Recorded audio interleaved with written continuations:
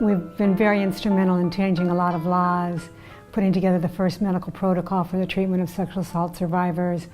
But more importantly, what we witness in being able to support survivors has just been amazing.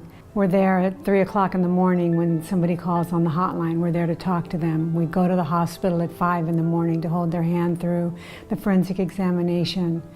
We're there to support them through the process if they're in the legal system. We spend a lot of time with people who aren't in the system at all because they're afraid to tell anyone outside of us what's happened to them. I've been able to witness what support and knowledge and willingness to be there and to listen. And one of my sayings is, if they could survive it, I can listen to it. I've been able to witness the difference it makes in people's lives. And it's amazing what empowerment can do for someone who's suffering.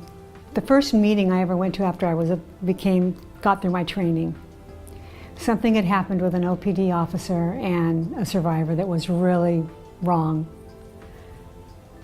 And the first response from the group was anger, and there was everything to be angry about. But their response to their anger was, let's go picket OPD. And I sat there and I said, gee, has anyone talked to that police officer?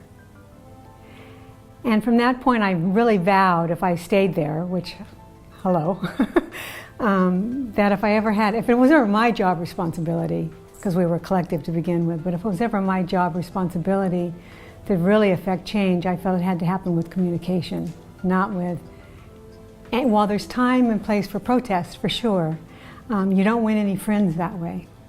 And I didn't want people to change just because they thought that that was how to keep us quiet. I wanted them to change because we were able to give them a different understanding of truly what was going on for a sexual assault survivor. And then I knew they would want to change. And I knew they would want to come up with services that were available beyond the immediate crisis services that we could offer. And over the years, I've seen that happen.